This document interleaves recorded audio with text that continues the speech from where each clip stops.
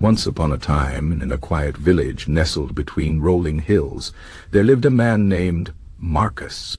He was a simple farmer, but unlike the others in his village, Marcus was restless. He often sat by the fire at night, staring into the flames, wondering why his life felt so unfulfilled. He worked hard, yet his days blurred together without meaning. One evening, an old traveler passing through the village noticed Marcus sitting alone. The traveler, a wise man with eyes full of stories, sat beside him and asked, "What troubles you, my friend?" Marcus sighed and said, "I feel like I am running in circles. Every day is the same. I want more, but I don't know how to get it." The traveler nodded thoughtfully and replied, "What you lack, Marcus, is not effort but direction. You need goals. Not just any goals, goals that actually work." Marcus frowned. "I've set goals before. At the start of each season, I tell myself I will save more money or grow better crops, but nothing changes." The old man smiled.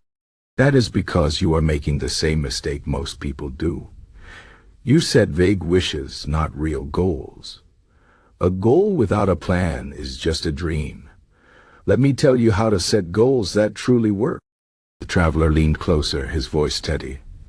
"First, you must know exactly what you want. Not, 'I want to be better' or 'I want more.' These words are too loose. You must define your desire with clarity. For example, instead of saying, 'I want to grow better crops,' say, 'I want to increase my harvest by 20% this year.' This is clear." Marcus listened intently. "But how do I make sure I reach it?" The traveler continued, "The second step is to understand why you want it. A goal without a strong reason is like a boat without oars. It will drift. Ask yourself, why do I want this? If your answer is weak, your effort will be weak too. For example, if you want more crops only because your neighbor has more, that isn't..." Marcus nodded slowly. He had never thought about the why before. The traveler went on, "The third step is to break your big goal into small steps. A mountain is climbed one step at a time. If your goal is to increase your harvest, ask yourself, what must I do to make that happen?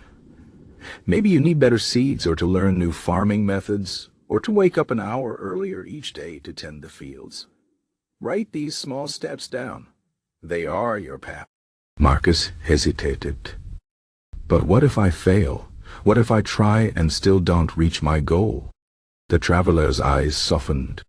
"Failure is not the end. It is part of the journey. The fourth step is to expect obstacles and plan for them.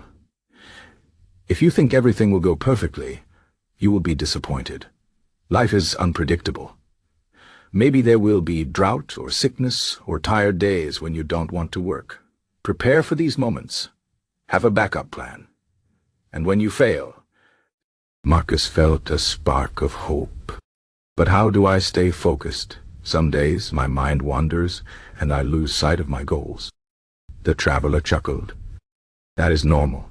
The fifth step is to remind yourself daily of what you are working toward. Keep your goal visible. Write it on your wall or say it aloud each morning and track your progress. If you see even small improvements, it will fuel your motivation." The traveler paused, letting the words sink in. Finally, the sixth step, be patient.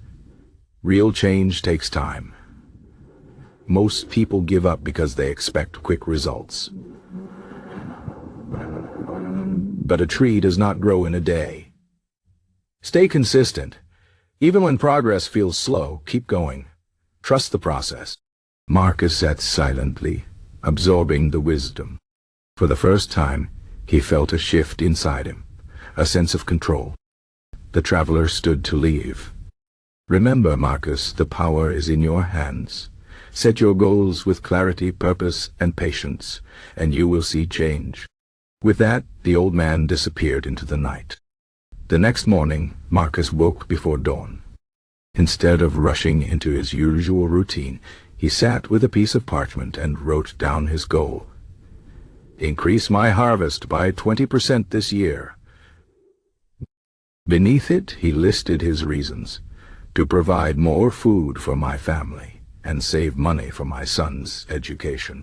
Then he broke it into steps. Research better seeds by next month. Wake up 1 hour earlier to tend the fields. Learn irrigation techniques from the neighboring farm.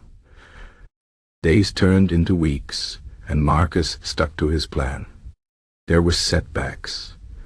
Days of heavy rain ruined some crops. And once, he fell ill and lost a week of work. But instead of giving up, he adjusted. He planted extra seeds to compensate for the loss and asked a neighbor for help during his sickness. Months later, as the harvest season arrived, Marcus stood in his field, gazing at the abundance. His yield had not just increased by 20%, it had doubled. The villagers marveled at his success, asking for his secret. Marcus simply smiled and said, "I learned how to set goals that actually work." From that day forward, Marcus became known not just as a farmer, but as a man of wisdom. He taught others in the village the lessons he had learned: clarity, purpose, small steps, preparation, reminders, and patience. And slowly, the entire village began to change. Not because they worked harder, but because they worked smarter. The story of Marcus spread far and wide, reaching even the busiest cities where people rushed through life without direction. Those who listened, those who applied the 6 steps, found their lives transforming. They discovered that success was not about luck or endless toil. It was about setting goals the right way. And so the lesson remained: if you want to reach a destination, you must first know where you are going, why you are going there, and how you will get there. Without these, you will wander. With them, you will achieve. The choice, as always, is yours.